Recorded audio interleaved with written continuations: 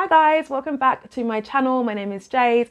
I'm here to help you grow your online presence, multiply your streams of income and create profitable businesses. So today's video, I'm talking all about personal branding, specifically how to level up your personal brand this year, because that is a mission that I am on. I mean, let's be real, I've been on that mission for at least a year now, but that is a mission that I am continuing. And over this past year / looking into the future, I've come up with quite a few interesting strategies which have really worked for me and which I really would love to share with you guys because I think it's going to work for you. So this is relevant to anyone who is an entrepreneur or content creator, basically you guys, because that's my usual audience. So yeah, let's just get straight to it. So one of the first things that you're going to want to think about when it comes to promoting yourself, leveling up your personal brand is basically your origin story, right? I don't know if origin story is the right word for this. I just think of movies when I think of that, but I think it's a good term. So your origin story. What this story needs to consist of is not only who you are today and, you know, the amazing things that you do now, but also where you started and most importantly, the journey. So what it took from you to get from where you started out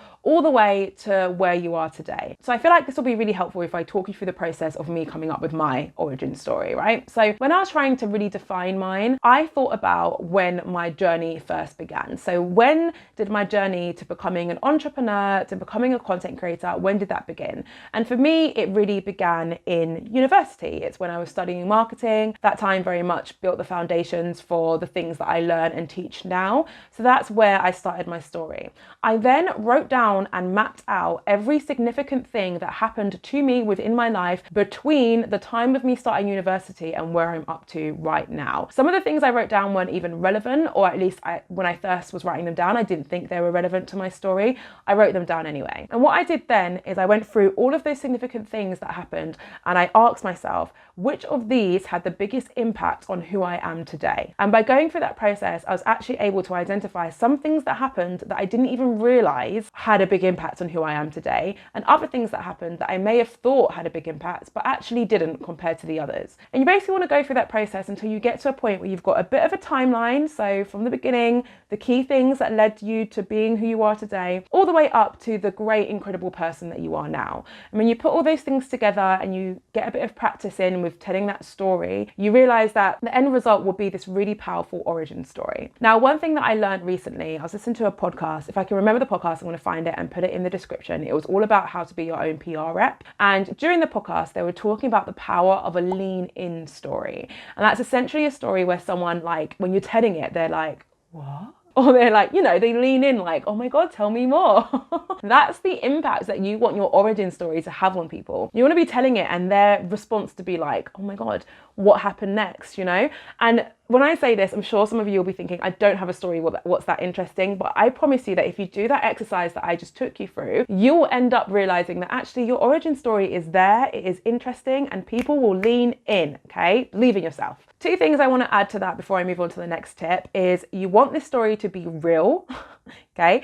So if you feel like you can make up something to make it more exciting, don't do that. You'll get caught out. I feel like it's so obvious to tell when someone's story has been embellished a bit, like a bit too far. So you want it to be real because you want to be an authentic person. You also do not want this story to be a pitch.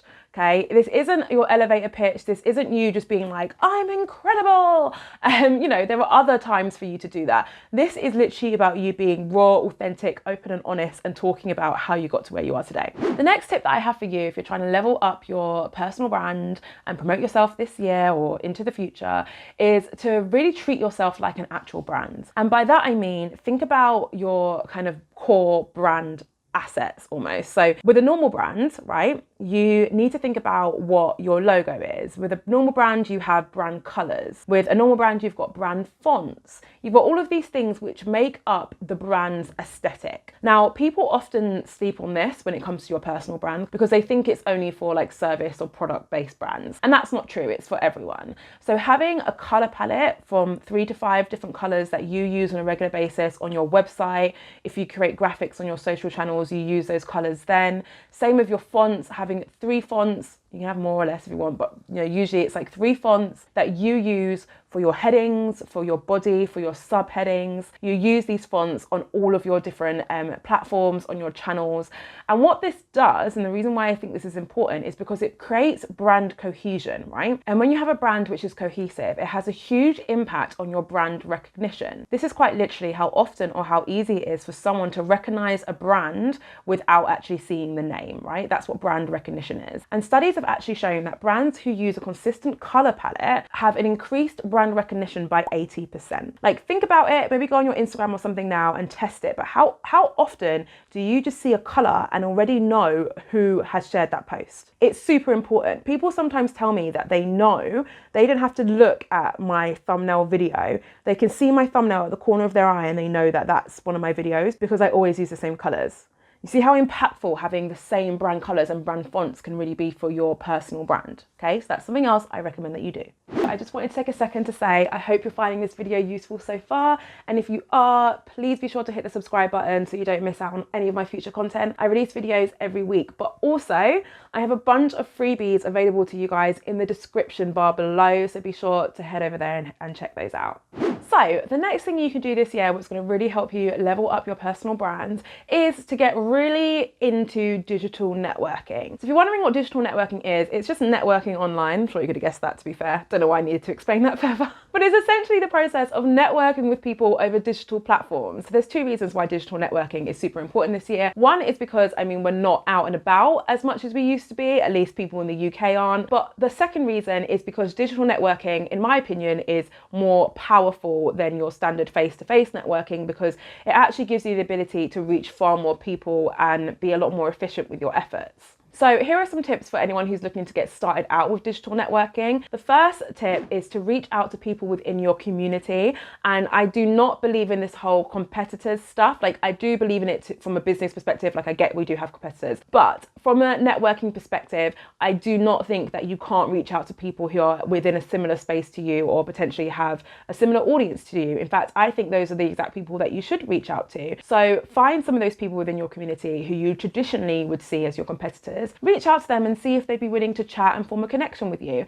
No one's saying you have to tell them all of your deepest, darkest secrets, but there's so much power in finding the community and really talking to each other, and even maybe one day helping each other out versus competing against each other, right? And if you're looking for a community, I do actually have my own membership club called the Creators Club. The link is in the description below in case you wanted to find out more information. So in addition to people within your community, also reach out to others who might have a different skill set or talking about something slightly different to you. Maybe they're in a different niche, but you feel like you have something of value to offer them and they have something of value to offer you. We have the ability to literally reach out to anyone we want over social media. Like, that's wild. If someone said that to someone else like 20, 30 years ago, they'd be like, what? You mean you don't need this huge mobile phone to call someone? Is that even 20 years ago? I don't know.